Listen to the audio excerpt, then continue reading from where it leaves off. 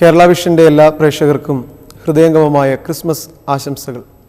180 പരം വർഷങ്ങൾ പഴക്കമുള്ള ഒരു ദൈവാലയത്തിൻ്റെ അൾത്താരയിൽ നിന്നാണ് 2012 വർഷത്തെ ക്രിസ്മസ് കാലത്തിൽ ഈ സന്ദേശം നൽകുവാൻ ദൈവം എനിക്ക് കൃപ നൽകുന്നത്. ഈ വർഷത്തെ ക്രിസ്മസ് ഏവർക്കും അനുഗ്രഹപ്രദമായിരിക്കാൻ പ്രാർത്ഥിക്കുകയും ക്രിസ്മസിൻ്റെ സന്ദേശം ഉൾക്കൊണ്ട് ജീവിതത്തെ ക്രമീകരിപ്പാൻ ഉയരത്തിലെ ദൈവം നിങ്ങളെ സഹായിക്കട്ടെ എന്ന് ദൈവത്തോട് പ്രാർത്ഥിക്കുകയും ചെയ്യുന്നു. ക്രിസ്മസ് എല്ലാവർക്കും സന്തോഷത്തിൻ്റെ സമയമാണ്.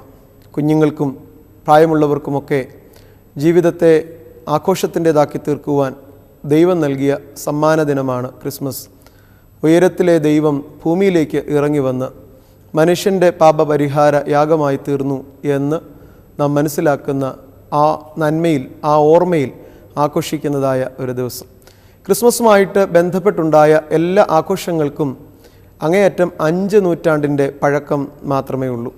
5 നൂറ്റാണ്ടുകൾക്ക് പുറകിൽ ആഘോഷമാക്കുവാൻ തക്കവണ്ണം സാധ്യതയില്ലാതിരുന്ന ഒരു ലോകത്തും ക്രിസ്മസിനെ നെഞ്ചേറ്റിയ പിതാക്കന്മാരാണ് ഈ കാലത്തിലേക്ക് ക്രിസ്മസിനെ ആനയിക്കുന്നത്. എന്നാൽ 5 നൂറ്റാണ്ടുകൾക്കിടയിൽ നാം ക്രിസ്മസുമായിട്ട് ബന്ധപ്പെട്ട് നാം നിർമ്മിച്ചെടുത്ത എല്ലാ ചിത്രങ്ങളും നന്മയുടേതാണ് എന്നുള്ളതാണ് ക്രിസ്മസിൻ്റെ ഏറ്റവും വലിയ സന്ദേശം. ക്രിസ്മസ് അപ്പൂപ്പൻ, ക്രിസ്മസ് ഫാദർ എല്ലാവർക്കും പരിചയമുള്ള വ്യക്തിയാണ്. കുഞ്ഞുങ്ങൾ കാത്തിരിക്കുന്നത് ഓരോ കരോൾ സർവീസിന് ശേഷവും ക്രിസ്മസ് ഫാദറിൻ്റെ കടന്നുവരവിന് വേണ്ടിയാണ്. കാലങ്ങൾക്ക് മുമ്പ് ക്രിസ്മസ് കാലം നന്മയുടേതാണെന്നും തൻ്റെ സമ്പാദ്യത്തിൽ നിന്ന് മറ്റുള്ളവരുടെ കുറവുകൾ പരിഹരിക്കപ്പെടണമെന്നും ആഗ്രഹിച്ച് ഒരു കുഗ്രാമത്തിലെ ഒരു മനുഷ്യൻ തൻ്റെ സമ്പാദ്യത്തിൽ നിന്ന് നൽകിയ എല്ലാ ദാനങ്ങളുടെയും ആകത്തുകയായി ആ ഗ്രാമവാസികൾ അദ്ദേഹത്തെ ഒരു ബിഷപ്പാക്കി തീർക്കുകയാണ് ചെയ്യുന്നത്. അപ്പോൾ നന്മയെ പങ്കുവയ്ക്കുവാനിടയായ ഒരു വ്യക്തിക്ക് ലോകം നൽകിയ അംഗീകാരമാണ് ഇന്നും ക്രിസ്മസ് ഫാദറായി നമ്മുടെ ഇടയിൽ നമ്മെ സന്തോഷിപ്പിക്കുന്നത്. ക്രിസ്മസ് വിളക്കുകൾ, വൈദ്യുത അലങ്കാരങ്ങൾ അപ്രാപ്യമായിരുന്ന കാലത്ത് വഴി നടക്കുന്ന ആരാധനയ്ക്ക് വേണ്ടി വെളുപ്പാൻ കാലങ്ങളിൽ ദൈവാലയങ്ങളിലേക്ക് പോകുന്ന ജനത്തിന് വിളക്കായി തീർന്ന നക്ഷത്ര വിളക്കുകളാണ്. അങ്ങനെ ക്രിസ്മസുമായിട്ട് ബന്ധപ്പെട്ട എല്ലാ കാര്യങ്ങളും നന്മയുടെ നിറകുടങ്ങളായി തീരുന്നു. ഒരുപക്ഷെ ഇന്ന് ലോകത്തിൽ ഒരാൾക്ക് മറ്റുള്ളൊരാളെ സ്വീകരിപ്പാനും അഡ്ജസ്റ്റ് ചെയ്യാനും കഴിയാത്തൊരു ലോകത്തിലാണ് നാം ആയിരിക്കുന്നത്. ക്രിസ്മസിനെ ഒന്ന് നോക്കുക. അഡ്ജസ്റ്റ്മെൻറ്റ് എന്ന് പറയുന്ന സാഹചര്യങ്ങളുമായിട്ട് പൊരുത്തപ്പെടുന്ന മനുഷ്യജീവിതത്തിൽ ഏറ്റവും ആവശ്യമുള്ള ഉദാത്തമായ മൂല്യത്തിൻ്റെ ഏറ്റവും വലിയ പ്രകാശനമായിരുന്നു ക്രിസ്മസ് നാളിൽ നടന്നത്. യേശു പിറന്നു വീണ കാലിക്കൂട്ടിൽ എന്തുകൊണ്ടാണ് കാലികളുടെ ഇടയിൽ യേശുവിന് പിറക്കാനൊരിടം ലഭിച്ചത് എന്ന് ചോദിച്ചാൽ, ഏറ്റവും നന്നായി സ്ഥലങ്ങളെ, ആവശ്യങ്ങളെ മനസ്സിലാക്കുന്ന ഒരു ജീവിവർഗമാണ് കാലിക്കൂട്ടങ്ങൾ. 2 കാലികൾ നിൽക്കുന്നിടത്ത് മൂന്നാമതൊരു കാലിയെ നാം കൊണ്ട് കെട്ടിയാലും ആ സ്ഥലം അഡ്ജസ്റ്റ് ചെയ്ത് കൊടുക്കുവാൻ അതിന് കഴിയും. അതുകൊണ്ട് തന്നെ ഏറ്റവും അഡ്ജസ്റ്റബിളായിട്ടുള്ള ഒരു ഏരിയ ദൈവം തൻ്റെ തിരുപ്പിറവിക്ക് തിരഞ്ഞെടുക്കുകയാണ്. ഒരു യൗവനക്കാരത്തി തൻ്റെ ഉദരം, തൻ്റെ ഗർഭപാത്രം ദൈവത്തിനു വേണ്ടി വേർതിരിക്കുകയാണ്. തൻ്റെ വിവാഹത്തിന് മുമ്പ് പരിശുദ്ധാത്മാവിൽ ലഭിക്കുന്ന ആ ഗർഭാവസ്ഥയെ ഹൃദയപൂർവ്വം സ്വീകരിപ്പാൻ ആ വ്യക്തിക്ക് കഴിയുന്നു എന്നുള്ളത് ഇന്ന് ലോകത്തിന് അപ്രാപ്യമായ വിശാലമായ ചിന്താഗതിയുടെ ഒരു പരപ്പാണ്. ബൈബിളിൽ ഒട്ടും തന്നെ ആ ഒരു വാക്കുപോലും ഉരുവിടാത്ത ഒരു വ്യക്തിയാണ് യോസഫ്. യോസഫിൻ്റെ ഒരു വാക്കുപോലും ബൈബിളിൽ എഴുതിയിട്ടില്ല. എന്നാൽ ദാവീദിൻ്റെ പുത്രനായ യോസഫെ എന്ന് വിളിക്കുവാനും സ്വപ്നത്തിലൂടെ ലഭിച്ച അരുളപ്പാടുകൾ ജീവിതത്തിൽ ഏറ്റെടുക്കുവാനും യോസഫിന് കഴിയുന്നത് കൊണ്ട് ക്രിസ്തു എന്ന യേശുക്കുഞ്ഞിൻ്റെ ജീവിതത്തിൻ്റെ അരക്ഷിതമായ മേഖലകളിൽ സുരക്ഷിത ഇടങ്ങളിലേക്ക് യാത്ര ചെയ്യുവാൻ യോസഫിന് കഴിയുന്നു. അങ്ങനെ യോസഫ് ലോകത്തിൽ വിസ്തൃതനാവുകയാണ് ചെയ്യുന്നത്. ക്രിസ്മസിനോട് അനുബന്ധിച്ചുള്ള ഈ കാഴ്ചകളെല്ലാം അത്തരത്തിൽ മനോഹരമാകുമ്പോൾ കുഞ്ഞുങ്ങൾ ഉദരത്തിലൂടെ ഉത്സവം കൊള്ളുന്ന ഒരു സമയവും കൂടിയാണ് ക്രിസ്മസ്. യോഹന്നാൻ സ്നാപകൻ എലിസബത്തിൻ്റെ ഉദരത്തിൽ പരിശുദ്ധാത്മ പ്രേരിതനായി ആഹ്ലാദിക്കുമ്പോൾ യേശുവിൻ്റെ തിരുപ്പിറവിയുടെ സന്ദേശം യേശുവിൻ്റെ മാതാവായ മറിയയിലേക്ക് എത്തുകയാണ്. അതുകൊണ്ട് ലോകത്തിൽ ഉള്ള വർണ്ണശബളമായ കാഴ്ചകളോ അലങ്കാര വിളക്കുകളുടെ ബാഹുല്യമോ അല്ല ക്രിസ്മസിൻ്റെ ആകത്തുക. ദൈവം നൽകുന്ന പരിശുദ്ധാത്മാവിൻ്റെ സന്ദേശമാണ്, സന്തോഷമാണ് അതിൻ്റെ ആകത്തുക എന്നുള്ളത് ലോകത്തോട് വിളിച്ചറിയിക്കുവാൻ നമുക്ക് കടപ്പാടുണ്ട്. എല്ലാവരും തങ്ങൾക്കുള്ളത് പങ്കുവെച്ചു എന്നുള്ളതാണ്. മറിയ തൻ്റെ അധ്വാനശേഷി എലിസബത്തിന് വേണ്ടി പങ്കുവെച്ചു. യോസഫ് തൻ്റെ അവകാശം ദൈവത്തിനു വേണ്ടി പങ്കുവെച്ച് ദൈവത്തിൻ്റെ മകനെ സുരക്ഷിത ഇടങ്ങളിലേക്ക് കൊണ്ടുപോകുവാൻ കൂടെ യാത്ര ചെയ്തു. വിദ്വാൻമാർ വളരെ ദീർഘമായ കഠിന യാത്ര ചെയ്ത് തങ്ങളുടെ ദിവസങ്ങളെയും സമയങ്ങളെയും പണത്തെയും ചെലവ് ചെയ്ത് യേശുവിനെ കാണുവാൻ എത്തി. ഇടയന്മാർ തങ്ങളുടെ ആടുകളെ വിട്ടിട്ട് യേശു കുഞ്ഞിനെ കാണുവാനായിട്ട് ബുദ്ധിമുട്ട് അനുഭവിച്ച് ബന്ധപ്പെട്ട് അവരെത്തി. ക്രിസ്മസിന് ചുറ്റും ഈ ബന്ധപ്പാടുകളാണ്. മറ്റുള്ളവർക്ക് നന്മയുണ്ടാകുവാനും മറ്റുള്ളവരോട് ചേർന്ന് കൂട്ടായ്മ ആചരിച്ച് സന്തോഷിക്കുവാനും പുറപ്പെടുന്നവരുടെ മനസ്സാണ് ക്രിസ്മസ് എന്ന് പറയുന്നത്. അതുകൊണ്ട് മറ്റുള്ളവരുടെ നന്മയ്ക്ക് വേണ്ടി പുറപ്പെടുവാനും മറ്റുള്ളവർക്ക് വേണ്ടി ഹൃദയത്തെ ക്രമീകരിക്കുവാനും നൽകുവാനും മനസ്സില്ലാത്ത ഇടങ്ങളിൽ ക്രിസ്മസിന് പ്രസക്തിയില്ല. ഈ കാലം വല്ലായ്മയുടേതാണ്. മദ്യപാനത്തിൻ്റെ തോത് വർദ്ധിക്കുകയും ലൈംഗിക വൈകൃതങ്ങൾ വർദ്ധിക്കുകയും ചെയ്യുന്ന ലോകത്തിൽ ക്രിസ്മസിൻ്റെ സന്ദേശത്തെ പുതുതലമുറയ്ക്ക് ഏറ്റവും സുഗ്രഹമായ രീതിയിൽ നൽകുവാൻ നമുക്ക് കടപ്പാടുണ്ട്. പ്രാർത്ഥിക്കുക. നമ്മുടെ ഇടയിൽ വളർന്നു വരുന്ന പുതുതലമുറ അവരുടെ ലക്ഷ്യം എന്താണ്, അവരുടെ ആശയം എന്താണ്, അവരുടെ ഭാവിയെക്കുറിച്ചുള്ള കാഴ്ചപ്പാട് എന്താണ്? സർവ്വജനത്തിനും വരുവാനുള്ളൊരു മഹാസന്തോഷമായി ക്രിസ്മസിനെ നമുക്ക് നൽകുമ്പോൾ അത് ദൈവാലയങ്ങളിൽ ഒതുങ്ങിപ്പോകുകയോ ഏതെങ്കിലും ഒരു മതസംഘടനയുടെ വേലിക്കെട്ടുകൾക്കുള്ളിൽ അതിനെ ആഘോഷമാക്കി തീർക്കുകയോ ചെയ്താൽ അതിനെ ക്രിസ്മസ് എന്ന് വിളിക്കാൻ ആവില്ല. ലേവ്യ പുസ്തകം 25-ാം അധ്യായത്തിൽ ദൈവം മനുഷ്യനോട് പറയുന്നുണ്ട്, നിന്റെ ജീവിതത്തിൽ 49 സംവത്സരങ്ങൾ പൂർത്തിയാകുമ്പോൾ 50-ാം സംവത്സരം യോവേൽ സംവത്സരമായി നീ ആചരിക്കണം എന്ന് പറയുന്നുണ്ട്.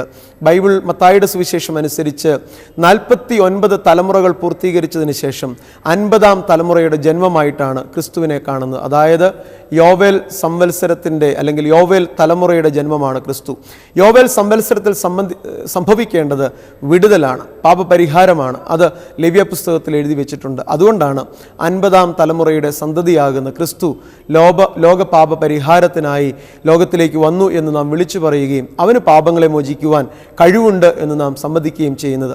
ക്രിസ്തു 2000 വർഷങ്ങൾക്ക് പിറന്നു എന്നുള്ള സംഗതിക്കല്ല ഏറ്റവും വലിയ പ്രാധാന്യം. Christ is the jubilee gift of God എന്നുള്ള ഏറ്റവും വലിയ മനസ്സിലാക്കലിനാണ്. ആദം മുതൽ ലോകത്തിൽ ദൈവകൃപയാൽ ജന്മമെടുത്ത എല്ലാ തലമുറകളുടെയും പൂർത്തീകരണമായി ക്രിസ്തു ലോകത്തിൽ പിറക്കുന്നു എന്നുള്ളതാണ് പ്രവചനത്തിൻ്റെ പൂർത്തീകരണം. എന്താണ് ജൂബിലി ഗിഫ്റ്റ് എന്നുള്ളത് കൊണ്ട് ഉദ്ദേശിക്കുന്നത്? മനുഷ്യ തലമുറയുടെ ജൂബിലി വർഷത്തിലാണ് ക്രിസ്തു പിറക്കുന്നത് എന്നുള്ളതുകൊണ്ടാണ്. മത്തായിയുടെ സുവിശേഷം വ്യക്തമാക്കുന്നു. മത്തായിയുടെ സുവിശേഷത്തോട് ചേർന്ന് യൂദയുടെ പുസ്തകവും കൂടെ ചേർത്ത് വയ്ക്കുമ്പോൾ ആദം എന്ന ദൈവം നിർമ്മിച്ച മനുഷ്യന് ശേഷം 7ാമത്തെ തലമുറയിലാണ് ജീവനോടെ സ്വർഗത്തിലേക്ക് എടുക്കപ്പെടുന്ന ഹാനോക്ക് ജനിക്കുന്നത്. അതായത് 7 തലമുറ ആദമിൻ്റെ മക്കൾ എന്നറിയപ്പെട്ടു. പിന്നീട് വിശ്വാസത്തിൻ്റെ തലമുറ ആരംഭിക്കുന്നത് അബ്രഹാമിൽ നിന്നാണ്. അബ്രഹാം മുതൽ പ്രവാസകാലം വരെ 14 തലമുറയും, പ്രവാസകാലം മുതൽ ദാവീദിൻ്റെ തലമുറ വരെ 14 തലമുറയും, പിന്നീട് ദാവീദ് മുതൽ യോസഫ് വരെ 14 തലമുറയും, അങ്ങനെ 42ഉം 9ഉം 49 തലമുറകൾക്ക് ശേഷം ക്രിസ്തു 50ാമത് തലമുറയിൽ, വിശ്വാസത്തിൻ്റെ 50ാമത് തലമുറയിൽ ലോകത്തിൽ പിറന്നു വീഴുകയാണ്. അതുകൊണ്ട് ക്രിസ്മസ് ഒരു ജൂബിലി ഗിഫ്റ്റാണ്. കാരണം 50ാമത് തലമുറയുടെ ആരംഭം ക്രിസ്തുവിൽ നിന്ന് തുടങ്ങുന്നു. എന്താണ് 50ാമത് തലമുറയുടെ പ്രത്യേകത? ഒരു മനുഷ്യ ജീവിതത്തിൽ 49 വർഷത്തിന് ശേഷം 50ാം വർഷം ജൂബിലി വർഷമായി വേർതിരിക്കണം എന്ന് ഞാൻ നേരത്തെ നിങ്ങളോട് സൂചിപ്പിച്ചതുപോലെ ആ 50ാം വർഷത്തിൽ ചെയ്യേണ്ട പ്രത്യേകതകൾ തന്നെയാണ്. ഓരോരുത്തരും താൻ്റെ അവകാശത്തിലേക്ക് മടങ്ങണം. താൻ്റെ അവകാശം ഏതാണ്? ദൈവത്തിൻ്റെ വചനം വ്യക്തമായി പറയുന്നു, ഭൂമിയും അതിൻ്റെ പൂർണ്ണതയും യഹോവയ്ക്ക് ഉള്ളതാകുന്നു. ഭൂമി മനുഷ്യൻ്റേതല്ല, ഭൂമിയിലുള്ള സർവ്വചരാചരങ്ങളും ദൈവത്തിൻ്റേതാകുന്നു. പിന്നെ എന്താണ് മനുഷ്യന് സ്വന്തമായിട്ടുള്ളത് എന്ന് ഈ ഉണ്ണിയേശു വളർന്നപ്പോൾ നമ്മളോട് പറഞ്ഞിട്ടുണ്ട്. ദൈവരാജ്യമാണ് സ്വന്തമായിട്ടുള്ളത്. ദൈവരാജ്യത്തെ പ്രാപിക്കുവാൻ നിങ്ങൾ ഒരുങ്ങണം. സ്വന്തമായ ഇടത്തേക്ക് മടങ്ങുക എന്ന് ജൂബിലി വർഷത്തിൽ പറയുമ്പോൾ ദൈവരാജ്യത്തിന് വേണ്ടിയുള്ള പ്രഘോഷണത്തിൽ, ഈ ലോകം നിങ്ങളുടേതല്ല എന്നുള്ള ദൈവത്തിൻ്റെ ശബ്ദത്തിൽ ദൈവരാജ്യത്തിന് വേണ്ടിയുള്ള പ്രവർത്തനത്തിൽ നാം ഏർപ്പെടണം എന്ന് ക്രിസ്മസ് നമ്മളോട് ഉദ്ഘോഷിക്കുകയാണ്. രണ്ടാമത് പാപപരിഹാരത്തിൻ്റെ ദിവസമാണ്. എല്ലാ പാപങ്ങളെയും പരിഹരിച്ച് സ്വാതന്ത്ര്യത്തിലേക്ക് കടത്തുന്ന ദിവസമാണ് ജൂബിലി വർഷത്തിൻ്റെ ആരംഭം എന്ന് പറയുന്നത്. മറ്റൊന്ന്, നമ്മുടെ അകൃത്യങ്ങൾക്ക് പരിഹാരം വന്ന് വീണ്ടെടുപ്പ് നൽകുന്ന വർഷമാണ് ജൂബിലി വർഷം. ഇതെല്ലാം ക്രിസ്തുവിൻ്റെ ജന്മത്തോടെ സഫലമായി. ക്രിസ്തുവിനപ്പുറം ഇനിയൊരു പ്രവാചകനെയോ ഇനി മറ്റൊരു കാത്തിരിപ്പോ നമുക്ക് ആവശ്യമില്ല. ക്രിസ്തുവിലൂടെ ഈ ദൗത്യങ്ങൾ നമ്മളിൽ പൂർത്തീകരിക്കുകയാണ്. ഞാൻ മറ്റൊരു ഭാഗത്തേക്ക് വരിക. ചരിത്രത്തിൻ്റെ ഒരു സത്യം നിങ്ങളോട് അറിയിക്കുവാൻ ശ്രമിച്ചു എന്ന് മാത്രമേ ഉള്ളൂ. എന്തായിരുന്നു ക്രിസ്മസിൻ്റെ ചുറ്റും നിന്ന ആളുകളുടെ പ്രത്യേകത? വാക്കുകളെ കുറച്ച് പ്രവൃത്തി വർദ്ധിപ്പിച്ചവരുടെ ഒരു ആധിക്യമാണ് ഞാൻ ക്രിസ്മസിന് ചുറ്റും കാണുന്നത്. ഒരു കൊച്ചു പെൺകുട്ടി വീട്ടിലെ ചുമതലയിൽ അവൾ 1ാം സ്ഥാനത്തായിരുന്നു, റാങ്കുകാരിയായിരുന്നു. തൻ്റെ വീട്ടിലെ ചെറിയ ചുമതലകളിലൂടെ രാജകുമാരിയായ ഒരു മഹതിയായിരുന്നു യേശുവിൻ്റെ മാതാവായി തീർന്ന മറിയ. അതുകൊണ്ടാണ് വീട്ടിനുള്ളിലേക്ക് ദൈവം കടന്നു ചെല്ലുന്നത്, അവളോട് പറയുന്നത് ഭയപ്പെടേണ്ട എന്ന് പറഞ്ഞ് അവളെ അഭിസംബോധന ചെയ്യുന്നത്. ഇതെന്തൊരു വന്ദനമെന്നായിരുന്നു മറിയയുടെ മറുപടി. കാരണം ഒരു സവിശേഷമായ ഒരു ദൈവത്തോടുള്ള മുഖാമുഖത്തിന് എനിക്ക് യാതൊരു സാധ്യതയുമില്ല, അങ്ങനെ ഒരു സ്വപ്നത്തെ ഞാൻ കണ്ടിട്ടുമില്ല, പിന്നെ എന്തുകൊണ്ടാണ് എനിക്ക് ഇങ്ങനെ ഒരു അനുഭവം? പക്ഷേ ദൈവം ദൂതനിലൂടെ അവളോട് സംസാരിക്കുകയാണ്, നിന്നിലൊരു വിശുദ്ധ പ്രജ ജനിക്കുവാൻ പോകുന്നു. അവൾ ഏറ്റെടുക്കാൻ തയ്യാറായില്ല. അവൾ വീണ്ടും ചോദിക്കുന്ന ചോദ്യം വളരെ പ്രാധാന്യമുള്ളതാണ്. പുരുഷനെ അറിയാതെ എങ്ങനെയാണ് ഒരു യുവതിക്ക് കുഞ്ഞ് ജനിക്കുക? ഈ കാലത്തെക്കുറിച്ച് നോക്കുക. അവിഹിതമായ ബന്ധങ്ങളുടെയും അഹിതമായ കൂട്ടുകെട്ടിൻ്റെയും ഒക്കെ കഥകളാണ് ഓരോ ദിവസവും നാം കേട്ടുകൊണ്ടിരിക്കുന്നത്. എത്ര പെൺകുട്ടികൾ ഈ കാലത്ത് ചാരിത്രത്തെ അല്ലെങ്കിൽ ജീവിതത്തിൽ ദൈവം നൽകിയ ഏറ്റവും വലിയ മഹിമയെ കാത്തു സൂക്ഷിക്കുവാൻ താങ്കൾ ബാധ്യസ്ഥരാണെന്ന് ഉൾബോധ്യമുണ്ട് എന്ന് നാം പുനർചിന്തിക്കേണ്ടിയിരിക്കുന്നു. മറിയ വളരെ ഉറച്ച ബോധ്യത്തോടു കൂടി പറയുകയാണ്, എനിക്ക് ഒരിക്കലും ഈ തെറ്റ് ചെയ്യുവാനായിട്ട് തെറ്റിൻ്റെ ഒരു ജീവിതം എൻ്റെ ഇടയിലില്ല. തെറ്റിൻ്റെ ഒരു ജീവിതം ഉണ്ടായിരുന്നു എങ്കിൽ ഒരിക്കലും മറിയയ്ക്ക് അങ്ങനെ ചോദിക്കുവാൻ കഴിയില്ലായിരുന്നു. ഹൃദയത്തിൻ്റെ ഉള്ളിൽ ഒരു ഭർത്താവിനെ ശുദ്ധിയോടെ കാത്തിരിക്കുന്ന ഒരു സ്ത്രീയായിട്ട് മറിയ സ്വയം ഉയരുകയാണ്. അവിടെയാണ് പറയുന്നത്, പരിശുദ്ധാത്മാവിലാണ് നിനക്ക് ഒരു കുഞ്ഞ് ലഭിക്കുന്നത്. നിനക്ക് മാത്രമല്ല, നിൻ്റെ ഏറ്റവും വലിയ പ്രാർത്ഥനയായിരുന്ന നിൻ്റെ ചാർച്ചക്കാരത്തി എലിസബത്തിന് ഒരു കുഞ്ഞ് 6 മാസം അവൾ ഗർഭാവസ്ഥയിലാണ് ഒരു കുഞ്ഞു ഉദരത്തിൽ ജനിച്ചിരിക്കുന്നുവെന്ന് അവിടെയാണ് മറിയ വിശ്വസിക്കുന്നത്. എൻ്റെ അയൽക്കാരന് അനുഗ്രഹം ലഭിച്ചു എന്ന് കേൾക്കുമ്പോൾ, എൻ്റെ കുടുംബാംഗത്തിന് അനുഗ്രഹം ലഭിച്ചു എന്ന് കേൾക്കുമ്പോൾ സന്തോഷിക്കാൻ കഴിയുന്ന ഒരു മനസ്സ് ഇന്ന് എനിക്കുണ്ടോ? ഈ കാലത്തിൽ നോക്കേണ്ടത് അതാണ്. തൻ്റെ ഒരു അകന്ന ബന്ധത്തിലുള്ള ഒരു വൃദ്ധയായ മാതാവിന് ഈ വാർദ്ധക്യകാലത്ത് ഒരു കുഞ്ഞ് ഉദരത്തിൽ പിറന്നു എന്ന് കേട്ടപ്പോൾ മറിയയുടെ എല്ലാ ആശങ്കകളും മാറുകയാണ്. മറിയ ദൈവത്തിൽ നിന്ന് ഏത് കൽപ്പനയും ശിരസാവഹിക്കാൻ തയ്യാറാവുകയാണ്. കാരണം തന്നെക്കാളേറെ തൻ്റെ പ്രാർത്ഥനകളിലൂടെ മറ്റുള്ളവർക്ക് വിടുതൽ ലഭിക്കുവാൻ മറിയ ആഗ്രഹിച്ചു എന്നുള്ളത്. അതിൻ്റെ ഏറ്റവും വലിയ അടയാളമാണ് തൻ്റെ ഉദരത്തിൽ ദൈവം ഉരുവെടുക്കാൻ പോകുന്നു എന്നറിഞ്ഞിട്ട് അതിനെ കൊട്ടിഘോഷിക്കുവാനല്ല മറിയ നിന്നത്.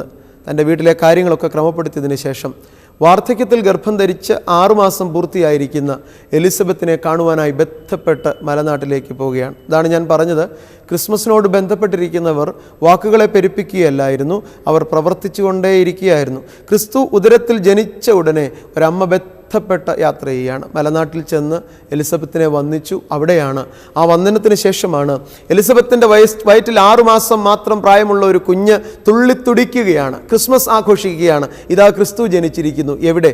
മറിയയുടെ ഉദരത്തിൽ. ആദ്യമായി ലോകത്തിൽ ഈ തിരിച്ചറിവ് ഉണ്ടാകുന്നത് അമ്മയുടെ ഉദരത്തിൽ കിടക്കുന്ന ഒരു കുഞ്ഞിനാണ്. ഞാൻ ആദ്യമേ സൂചിപ്പിച്ചല്ലോ, പുറമേയുള്ള ആഘോഷങ്ങളോ പുറമേ നാം മറ്റുള്ളവരുടെ മുന്നിൽ പ്രസിദ്ധിക്ക് വേണ്ടി ചെയ്യുന്ന പ്രവർത്തനങ്ങളോ ഒന്നും ക്രിസ്മസിൻ്റെ ഭാഗമായി മാറാൻ സാധ്യതയില്ല. കാരണം ക്രിസ്മസ് അടച്ചിട്ട മുറിക്കുള്ളിൽ ഒതുങ്ങിയ ഇടങ്ങളിൽ പരിശുദ്ധാത്മാവിൻ്റെ നിറവിൽ ലഭിക്കുന്ന സന്തോഷമാണ്. അമ്മയുടെ ഉദരത്തിൽ കിടന്ന കൊച്ചുകുഞ്ഞ് തുള്ളിത്തുടിച്ചുകൊണ്ട് അമ്മയോട് പറയുകയാണ്, ഇതാ ക്രിസ്തുരാജൻ ജനിച്ചിരിക്കുന്നു. അമ്മ പരിശുദ്ധാത്മാവിൽ പ്രേരിതയായിട്ട് തൻ്റെ അടുത്ത് വന്ന യൗവനക്കാരിയോട് ഇങ്ങനെയാണ് ചോദിക്കുന്നത്, കർത്താവിൻ്റെ മാതാവ് എൻ്റെ അടുക്കൽ വരുന്ന മാനം എനിക്ക് എവിടെ നിന്ന് ഉണ്ടായി? അപ്പോൾ കർത്താവിൻ്റെ മാതാവായി തീർന്നിരിക്കുന്നു മറിയ. ആദ്യം തിരിച്ചറിയുന്നത് ഉദരത്തിലെ കൊച്ചുകുഞ്ഞ്. ഞാനൊന്ന് പറയട്ടെ, ലോക ചരിത്രത്തിൽ ആദ്യമായി ക്രിസ്മസ് ആഘോഷിച്ചത് അമ്മയുടെ വയറ്റിൽ കിടന്നുകൊണ്ട് യോഹന്നാൻ സ്നാപകൻ തന്നെയാണ്. അമ്മയുടെ വയറ്റിൽ കിടന്നുകൊണ്ട് ആഘോഷിച്ച ആ ആഘോഷത്തിൻ്റെ വലിപ്പങ്ങൾ മാത്രമാണ് ഇന്ന് നമ്മൾ കാണുന്ന കാഴ്ചകൾ. ആ അമ്മയുടെ ഉദരത്തിൽ കിടന്നുകൊണ്ട് ആഘോഷിച്ച കുഞ്ഞ് ലോകത്തോട് വിളിച്ചു പറഞ്ഞു, ക്രിസ്തു ജാതനായിരിക്കുന്നു. എന്നിട്ട് ക്രിസ്തുവിന് വേണ്ടി ആ കുഞ്ഞ് ഉദരത്തിലെ വേർതിരിഞ്ഞു. ആ കുഞ്ഞ് തൻ്റെ ശരീരത്തിൽ ധരിച്ചിരുന്ന വസ്ത്രം, താൻ കഴിച്ച ആഹാരം ഒക്കെ ബൈബിളിൽ രേഖപ്പെടുത്തിയിട്ടുണ്ട്. വെട്ടുക്കിളിയും കാട്ടുതേനും ഭക്ഷിച്ചുകൊണ്ട് മരവുരി ഉടുത്തുകൊണ്ട് അവൻ ലോകത്തിലേക്ക് നടന്നു. ക്രിസ്തുവിന് വേണ്ടി ഞാൻ ക്രിസ്തുവിന് വഴിയൊരുക്കാൻ വന്നവനാണെന്ന് പറഞ്ഞുകൊണ്ട് യേശുവിനെ തിരിച്ചറിയുന്നവർ ഇങ്ങനെയാണ് യേശുവിനെ അനുഗമിക്കുകയാണ് ചെയ്യേണ്ടത്. ഈ ക്രിസ്മസ് കാലത്ത് ആഘോഷത്തിനപ്പുറം ഞാൻ യേശുവിനെ അനുഗമിക്കും എന്ന് പറയാൻ കഴിയുമ്പോഴല്ലേ ക്രിസ്മസിൻ്റെ അർത്ഥം പൂർണ്ണമാകുന്നത്. യേശുവിനെ അനുഗമിക്കാനല്ലേ യേശു നമ്മളെ വിളിക്കുന്നത്. ഉണ്ണിയേശു പിറന്നു വീണത് അനേകരെ പാപത്തിൻ്റെ മറുവിലയായി വീണ്ടെടുത്തുകൊണ്ട് സ്വർഗത്തിൻ്റെ ഭാഗമാക്കി മാറ്റുവാനല്ലേ. ഈ ദൗത്യങ്ങളെ തിരിച്ചറിയാതുള്ള ആഘോഷം നമ്മളെ എവിടെ എത്തിക്കും? അതുകൊണ്ട് ഈ കാലത്ത് തിരിച്ചറിയുക, എല്ലാ ആഘോഷങ്ങളുടെയും പുറകിൽ ഈ ചെറിയ ചെറിയ നന്മകളുടെ കൂട്ടമാണ് നാം കാണുന്നത്. വിദ്വാൻമാരും ആട്ടിടയരും ഒക്കെ വന്ന് നിൽക്കുന്ന ആ ഇടത്ത് ഒരു കൂട്ടം കാലികളുണ്ടായിരുന്നു. തണുപ്പേറിയ ആ കാലത്ത് ആ കാലിക്കൂട്ടിൽ യേശുക്കുഞ്ഞിന് ലഭിച്ച ചൂട് എന്തായിരുന്നു? ഞാൻ പറയും, കാലികളുടെ ശരീരത്തിൽ നിന്ന് പുറത്തേക്ക് വരുന്ന ചൂടിലാണ് യേശുക്രിസ്തു ഉറങ്ങിയത് എന്നുള്ളത്. ഒരു കൂട്ടം കാലികൾ തങ്ങളുടെ ശരീരം ഉൽപ്പാദിപ്പിച്ച ചൂടിൽ അത് യേശുക്കുഞ്ഞിനെ ഉറക്കി എന്നുള്ളതാണ്. നാം ക്രിസ്മസ് കാലത്ത് അനേകം മൃഗങ്ങളെയൊക്കെ ശാപ്പ് ചെയ്ത് ഭക്ഷിക്കുകയും ക്രിസ്മസ് കാലത്ത് മദ്യക്കുപ്പികൾ പൊട്ടിച്ച് ആഘോഷിക്കുകയും ചെയ്യുമ്പോൾ ലാളിത്യത്തിൻ്റെ മകുട ഉദാഹരണമായി ഈ കാലികളുടെ ചൂടും ചൂരുമേറ്റ് ഈ വൃത്തിഹീനമെന്ന് നാം വിശേഷിപ്പിക്കുന്ന അന്തരീക്ഷത്തിൽ ഒരു കൊച്ചു കുഞ്ഞ് സ്വച്ഛമായി ഉറങ്ങുകയാണ്. അവരുടെ മാതാപിതാക്കൾ എന്നിട്ടോ ഈ കുഞ്ഞിനെയും എടുത്ത് രാത്രിയിൽ തന്നെ പുറപ്പെടുകയാണ് മഞ്ഞിലൂടെ. ആ മഞ്ഞിലൂടെ പുറപ്പെടുന്ന മാതാപിതാക്കളുടെ മാനസികാവസ്ഥ എന്തായിരിക്കും? എത്ര കഷ്ടപ്പാടുകളുടെ ഇടയിലാണ് ക്രിസ്മസ് കുഞ്ഞിനെ വഹിച്ചുകൊണ്ട് പോകുന്നത്. ഇന്ന് ഞാൻ വിചാരിക്കുന്നു, ഈ ക്രിസ്മസിന് ജനിക്കുന്ന കുഞ്ഞിനെ ഇനിയും വഹിച്ചുകൊണ്ടൊരു മരുഭൂമി യാത്ര നമുക്കുണ്ട്. അന്ന് അങ്ങനെയായിരുന്നു. ആ കുഞ്ഞിനെ വഹിച്ചുകൊണ്ട് മരുഭൂമിയിലൂടെ ഇവർ യാത്ര ചെയ്തു. നമുക്കും ഒരു മരുഭൂമി യാത്രയുണ്ട്. എന്തൊരു ടെൻഷനാണ് ഈ ലോകത്തിൽ. എല്ലാ ജോലിയും നമ്മളെ മുറുക്കുകയാണ്. എല്ലാ കുടുംബ ബന്ധങ്ങളും ഇന്ന് വല്ലാതെ നൊമ്പരപ്പെടുത്തുകയാണ്. അപ്പോൾ യേശുക്കുഞ്ഞിനെ വഹിച്ചുകൊണ്ട് ഉള്ള യാത്ര നൊമ്പരത്തിൻ്റെതാണ്. നമുക്ക് പക്ഷേ ഒരു തീരത്ത് എത്തിച്ചേരണം. ദൈവാലയത്തിൻ്റെ ഭാഗമാക്കി ഈ കുഞ്ഞിനെ തീർക്കുവാൻ കഠിനാധ്വാനം ചെയ്യണം. ആ കുഞ്ഞ് കൈവിട്ടു പോകുമ്പോൾ മടങ്ങിയെത്തി ആ കുഞ്ഞിനെ വീണ്ടും ചേർത്ത് പിടിക്കണം. പലപ്പോഴും കൈവിട്ടു പോകുന്നുണ്ട് വഴിയാത്രയിൽ യേശുക്കുഞ്ഞ്.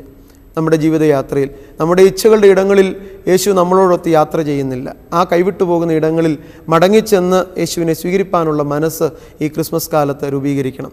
മായിൻ കലണ്ടർ പ്രകാരം ഡിസംബർ 21 ലോകം അവസാനിക്കും എന്നൊക്കെ കെട്ടിഘോഷിക്കപ്പെട്ടു. കുറേ പത്രങ്ങൾ വിറ്റു, കുറേ പ്രചാരണം ആ വാർത്തയ്ക്കുണ്ടായി. അതിലൂടെ ഇൻ്റർനെറ്റിനൊക്കെ കുറേ വ്യവസായങ്ങൾ നടന്നു എന്നുള്ളതാണ്. കർത്താവ് പറയുന്നുണ്ട്, കള്ളം വരും പോലെ ഞാൻ വരും. ഒരുത്തൻ വിവാഹത്തിന് ഒരുത്തൻ പരമുകളിലിരിക്കുകയും രണ്ടുപേർ ഇരിക്കുകയും ഒരുത്തനെ കൈക്കൊള്ളുകയും ചെയ്യും എന്നൊക്കെ പറയുന്നുണ്ട്. ആ ഒരു കാലഘട്ടത്തിന് ഇപ്പുറം നാം ചിന്തിക്കണം, കള്ളനെ പോലെ വരുന്ന ഒരു കർത്താവ്. ആ കർത്താവ് വരുമ്പോൾ ഈ യേശുക്കുഞ്ഞിനെ സ്വീകരിച്ചവരുടെ മനസ്സ് എനിക്കുണ്ടായിരിക്കണം. മറിയെപ്പോലെ ഉദരം ഷെയർ ചെയ്യുവാനും യോസഫിനെ പോലെ തൻ്റെ അവകാശം ദൈവം കവർന്നെടുക്കുമ്പോൾ അനുവദിച്ച് കൊടുക്കുവാനും, ഒരുപക്ഷെ യോഹന്നാനെ പോലെ യേശുവിന് വേണ്ടി ലോകത്തിൽ ലഭിക്കാമായിരുന്ന സുഖസൗകര്യങ്ങൾ ത്യജിക്കുവാനും ഒക്കെ കാണിച്ച വലിയ മനസ്സുകളാണ് നമുക്ക് ക്രിസ്മസിനെ സ്വന്തമാക്കി നൽകുന്നത് എന്ന് ഓർക്കും. സദ്വാർത്തയാണ് ക്രിസ്മസ്. സദ്വാർത്തയെ അറിയിക്കുവാനുള്ള ഇടങ്ങൾ ഇതൊക്കെയാണ്. സദ്വാർത്ത എപ്പോഴും കടന്നു വരുന്നത് ഇത്തരത്തിലുള്ള ചെറിയ ഇടങ്ങളിലാണ്. ആരാണ് സദ്വാർത്തയുടെ പ്രചാരകർ? വന്ന വാർത്ത പ്രസിദ്ധമാക്കിയപ്പോഴാണ് അതിന് വളർച്ച കിട്ടിയത്. യേശു 12 പേരെയാണ് ഒരുക്കിയത്. ആ 12 പേർ ലോകത്തെ ഒരുക്കി. യേശു മടങ്ങിപ്പോയി. പക്ഷേ 12 പേരുടെ തീഷ്ണത, പിന്നീട് ഒരുപക്ഷെ ആ സംഘത്തിലേക്ക് വന്ന പൗലോസിൻ്റെ തീഷ്ണത ലോകത്തെ നേടി. ഇന്നും ഈ സന്ദേശം കേൾക്കുന്നതിൽ വളരെ ചുരുങ്ങിയ പേർക്ക് മാത്രമേ ക്രിസ്തുവിൻ്റെ ഈ ആത്യന്തിക സന്ദേശത്തിലൂടെ പ്രവേശിച്ച് ഈ യേശുക്കുഞ്ഞിനെ വഹിച്ചുകൊണ്ട് മരുഭൂമിയിലേക്ക് യാത്ര ചെയ്യണമെന്ന് ആഗ്രഹമുള്ളൂ. മരുഭൂമി യാത്ര എന്തിനു വേണ്ടിയിട്ടാണ്? പരുവപ്പെടുവാൻ വേണ്ടിയിട്ടാണ്, പ്രതിസന്ധികളെ നേരിടുവാൻ വേണ്ടിയിട്ടാണ്, പ്രശ്നങ്ങളെ നേരിട്ട് ബലം ആർജിക്കുന്നതിന് വേണ്ടിയിട്ടാണ്, നശിച്ചു പോകുന്നതിനല്ല. അതുകൊണ്ട് ആ മരുഭൂമി യാത്ര നമ്മളെ ധൈര്യപ്പെടുത്തും എന്ന് ഓർക്കണം. അബ്രഹാമിൻ്റെ ഭവനത്തിൽ നിന്ന് പുറപ്പെടുന്ന ഹാഗാർ, തൻ്റെ കുഞ്ഞിനെയും എടുത്തുകൊണ്ട് പുറപ്പെടുന്ന ഹാഗാർ മരുഭൂമിയുടെ യാഥാർത്ഥ്യത്തിലേക്കാണ് പോകുന്നത്. എന്നാൽ അവൾക്ക് ഏറ്റവും ആവശ്യമുള്ള സമയം ഒരു നീരുറവ സൃഷ്ടിച്ചു കൊടുക്കുകയും അവളുടെ കുഞ്ഞിൻ്റെ ജീവൻ രക്ഷിക്കുകയും ചെയ്യുന്നത് നമ്മൾ കാണുന്നുണ്ട്. അവളോട് ഇടപെടുന്ന ഒരു ദൈവമുണ്ട്. മരുഭൂമിയിൽ വെള്ളം അവൾക്ക് ഒഴുക്കിക്കൊടുക്കുമ്പോൾ ആ മരുഭൂമിയോട് അഡ്ജസ്റ്റഡ് ആവുകയാണ് ഹാഗാർ. പിന്നെ ആ മരുഭൂമിയിൽ തന്നെ ജീവിക്കുകയാണ്. പിന്നെ ഈജിപ്തിൽ നിന്ന് തൻ്റെ മകന് ഒരു ഭാര്യയെ കൊണ്ടുവരികയാണ്. മരുഭൂമി ഇന്ന് അവളെ ഭയപ്പെടുത്തുന്നില്ല എന്നുള്ളതാണ്. നമ്മൾ മരുഭൂമികളെ ഭയപ്പെട്ടിരിക്കുന്നിടത്തോളം ഈ യേശുക്കുഞ്ഞുമായിട്ടുള്ളൊരു യാത്ര അപ്രാപ്യമാണ്. മരുഭൂമിയോടുള്ള ഭയം മാറ്റണം. കാരണം മരുഭൂമിയിൽ പുത്തൻ അനുഭവങ്ങൾ നമ്മെ കാത്തിരിക്കുക. നമ്മുടെ പ്രതിസന്ധികളെക്കുറിച്ച് നാം വേവലാതിപ്പെടേണ്ട, നമ്മുടെ പ്രശ്നങ്ങളെക്കുറിച്ച് നാം നിലവിളിക്കേണ്ട. കാരണം അതിൻ്റെ മധ്യത്തിൽ നിങ്ങൾ ഇന്ന് വരെ കണ്ടിട്ടില്ലാത്ത ഒരു പുത്തൻ നീരുറവ ദൈവം ഒരുക്കുന്നു എന്നുള്ളതാണ്. ക്രിസ്മസിന് ശേഷമുള്ള 2013 വർഷത്തിൻ്റെ യാത്രയെല്ലാം ഏറ്റവും നന്നായിരിക്കും എല്ലാവർക്കും എന്ന് ഞാൻ പ്രതീക്ഷിക്കുന്നില്ല. പക്ഷേ ആര് ധൈര്യത്തോടെ തൻ്റെ സാഹചര്യത്തെ നേരിടുന്നു? ഒരിക്കൽ കൂടി ആവർത്തിക്കുകയാണ്, ആര് തൻ്റെ ശരീരത്തെ ദൈവത്തിൻ്റെ മന്ദിരമെന്ന് കരുതി ഈ ശരീരത്തെ ദുഷിപ്പിക്കാതിരിക്കുന്നു, അവർക്ക് വേണ്ടി ഓരോ ജംഗ്ഷനിലും ഓരോ തുണയാളിയായിട്ട് ദൈവം ഉണ്ടാകും എന്നുള്ളതിന് 2 പക്ഷമില്ല. ശീലകൾ ചുറ്റി വഴിയമ്പലത്തിൽ കിടന്ന ആ ദൈവത്തെക്കുറിച്ച് നമ്മൾ കാണുന്നത് എന്താണ്? അവൻ്റെ ശീലയ്ക്ക് ചീട്ടിടുവാനായിട്ട് ക്രൂശിങ്കൽ ആള് ഉണ്ടാവുകയാണ്. ശീലകൾ ചുറ്റി വഴിയമ്പലത്തിൽ കിടന്ന ആ യേശുവിൻ്റെ മേൽക്കുപ്പായം വേർതിരിച്ച് എടുക്കുവാൻ ആളുണ്ടാവുകയാണ് അന്ത്യത്തിങ്കൽ. ഓർക്കുക, അന്നും അവനെക്കുറിച്ചുള്ള അടയാളം ഇതായിരുന്നു: ശീലകൾ ചുറ്റി വഴിയമ്പലത്തിൽ കിടക്കുന്ന യേശു. ക്രൂശിതനാകുന്ന സമയം അവിടെയുള്ള ആളുകൾ ഒരു ക്രൂശിതൻ്റെ വസ്ത്രം ഉപയോഗിക്കയില്ല എന്നിരിക്കുന്ന ഒരു സാഹചര്യത്തിൽ പോലും യേശുവിൻ്റെ മേൽതൊട്ട് അടിവരെ കീറലില്ലാത്ത തയ്യലുള്ള കുപ്പായം അവർ ചീട്ടിട്ട് എടുക്കുകയാണ്. ഓർക്കുക, യേശുവുമായി സംബന്ധിച്ചുള്ള എല്ലാ അംശങ്ങളും എന്നും പ്രാധാന്യമുള്ളതാണ്. കാരണം വീണ്ടും ആവർത്തിക്കുന്നു, Christ is the jubilee gift of God. ദൈവത്തിൻ്റെ ജൂബിലി ജനറേഷൻ സമ്മാനമാണ് യേശു ക്രിസ്തു. ലോകത്തിൻ്റെ വിടുതൽ ദൈവം പ്രഖ്യാപിക്കുന്നത് യേശുവിലൂടെയാണ്. തിരശ്ശീല രണ്ടായി കീറി ഇന്നലെ വരെ ഉണ്ടായിരുന്ന നിയമങ്ങളെല്ലാം കാറ്റിൽ പറന്നുപോയി. ഇനി ഒരു നിയമമേ ഉള്ളൂ: ദൈവമക്കളാകുവാനുള്ള അവകാശം. ഇന്നലെ വരെ യഹോവ എന്ന് വിളിച്ചു, ഇന്നലെ വരെ കർത്താവ് എന്ന് വിളിച്ചു. ഇന്ന് യേശു ക്രിസ്തുവിലൂടെ അബ്ബ, പിതാവേ എന്ന് വിളിക്കാനുള്ള അവകാശം. അപ്പം ഞാൻ എന്താ ഘോഷിക്കുന്നത്? എൻ്റെ എല്ലാ ബന്ധനങ്ങളെയും അറുത്ത് കളഞ്ഞ് വിശുദ്ധിയുടെ വിശുദ്ധിയിൽ ജീവിക്കുന്ന, എനിക്ക് പേരുച്ചരിക്കാൻ കഴിയാതിരുന്ന ദൈവത്തെ അബ്ബ, പിതാവേ എന്ന് വിളിക്കുന്ന പുത്രത്വത്തിൻ്റെ ആത്മാവിനെ യേശുവിലൂടെ തന്നു. ഇതിനെയല്ലേ നമ്മൾ ആഘോഷിക്കേണ്ടത്? ഈ ഒരു ആത്മീയ സന്തോഷവും ആഘോഷവും നമ്മുടെ ക്രിസ്മസുകളിൽ ഉണ്ടാകാറുണ്ടോ? സ്റ്റാറൊക്കെ നാളെ അഴിച്ചു മാറ്റും. നിങ്ങൾ ചൈനയിൽ നിന്ന് ഇറക്കുമതി ചെയ്ത് സ്ഥാപിച്ചിരിക്കുന്ന വിളക്കുകളൊക്കെ അണയും. ഒരുപക്ഷെ ഇന്ന് ഞാൻ ക്രിസ്മസ് ഫാദറിനെ കാണുന്നത് ചൈനക്കാരെയായിട്ടാണ്. ഒരു കാലത്ത് ഇംഗ്ലണ്ടിൽ നിന്നും അമേരിക്കയിൽ നിന്നും മുഖംമൂടികൾ ഇറക്കുമതി ചെയ്തപ്പോൾ ഇവിടെയുള്ള ക്രിസ്മസ് അപ്പൂപ്പന്മാർക്കൊക്കെയും വൈദേശിക മുഖമായിരുന്നു, വെസ്റ്റേൺ ഫേസസ് ആയിരുന്നു. എന്നാൽ ഇന്ന് ചൈനയായി ചീപ്പായിട്ട് മുഖം വിൽക്കുന്നവർ. അതുകൊണ്ട് ഇന്നത്തെ എല്ലാ ക്രിസ്മസ് പാപ്പാമാരുടെയും മുഖം ചൈനീസ് മുഖമാണ്. ഇത് ആണ് വ്യാജത്തിൻ്റെ മുഖമായിട്ട് ഞാൻ പറയുന്നത്. അതിനുള്ളിലെ മനുഷ്യനെന്നും ഒന്ന് തന്നെയാണ്. ചീപ്പായിട്ട് കാര്യങ്ങൾ കിട്ടുമ്പോൾ നമ്മളത് വാങ്ങി പുറത്ത് അണിയും. ആ പുറത്ത് അണിയുന്നതൊക്കെ കാലഘട്ടങ്ങളിൽ മാറിക്കൊണ്ടിരിക്കും. എന്നാൽ അകത്ത് അണിയുന്നത് ആത്മീയമായ വിശ്വാസം, ആത്മീയമായ ചിന്താധാര, ആത്മീയമായ ആഘോഷം. ഒരിക്കൽ കൂടി ആവർത്തിക്കുകയാണ്, ഒരു സ്ത്രീയുടെ ഉദരത്തിൽ കിടന്ന് 6 മാസം പ്രായമുള്ള ഒരു കുഞ്ഞ് ആഘോഷിക്കുന്നതാണ് ക്രിസ്മസ്. ആ കുഞ്ഞിന് ക്രിസ്മസ് വിളക്കുകളില്ല, ആ കുഞ്ഞിന് മുഖം മൂടികളില്ല, ആ കുഞ്ഞിന് യാതൊരു തരത്തിലുള്ള പുറമേയുള്ള അലങ്കാരങ്ങളും ആ കുഞ്ഞിന് കൊടുക്കാൻ സാധിച്ചാലും കൊടുക്കില്ല. പൂർണ്ണ നഗ്നനായി, പൂർണ്ണ വളർച്ചയ്ക്ക് മുൻപ് ഒരമ്മയുടെ ഗർഭത്തിൽ കിടന്ന് ഒരു കുഞ്ഞ് തുള്ളിച്ചാടി പറയുകയാണ്, ഹാപ്പി ക്രിസ്മസ്. ഇതാ അടുത്ത് നിൽക്കുന്ന അമ്മയുടെ ഉദരത്തിൽ ചില ദിവസങ്ങൾ പ്രായമായ യേശു ജനിച്ചിരിക്കുന്നു. ക്രിസ്മസിൻ്റെ ഏറ്റവും വലിയ സന്ദേശം ഇതാണ്. ലോകത്തിലെ ഏറ്റവും വിശുദ്ധമായ ഇടവും ലോകത്തിലെ ഏറ്റവും സുരക്ഷിതമായ ഇടവും ഒരു ഗർഭപാത്രമാണെന്നാണ് പറയുന്നത്. അപ്പോൾ ഏറ്റവും വിശുദ്ധവും സുരക്ഷിതമായ ഇടത്തു നിന്ന് ആദ്യം ക്രിസ്മസ് എന്നുള്ള വിളികൾ ഉയർന്നു. അപ്പം നാം എവിടെയായിരിക്കണം? വിശുദ്ധവും സുരക്ഷിതവുമായ ഇടങ്ങളിലിരുന്ന് നമുക്കും പാടാം ഹാപ്പി ക്രിസ്മസ്, മെറി ക്രിസ്മസ്. ഈ ഒരു വലിയ നന്മ നിങ്ങളിലെല്ലാവരിലും ജനിക്കട്ടെ. യൗവനക്കാരെ, നിങ്ങളുടെ യൗവനത്തിൽ സന്തോഷിച്ചു കൊള്ളുക. ഇവയൊക്കെ നിമിത്തം ദൈവം നിങ്ങളെ ന്യായവിസ്താരത്തിലേക്ക് വരുത്തും എന്ന് അറിയുക. ക്രിസ്മസ് കാലത്ത് ആരെയും ഭയപ്പെടുത്തുവാനോ ആരെയും പേടിപ്പിക്കുവാനോ ആഗ്രഹിക്കുന്നില്ല. ഒന്ന് മാത്രം പറയാൻ ആഗ്രഹിക്കുന്നു: ഇത് ദൈവത്തിൻ്റെ മന്ദിരം. ഏറ്റവും വിശുദ്ധമായ ഇടത്ത് വിശുദ്ധിയുടെ ആഘോഷങ്ങൾക്ക് നിറം പകരുക. അതിന് ഈ ക്രിസ്മസ് കാലം ദൈവം നിങ്ങളെ സഹായിക്കട്ടെ.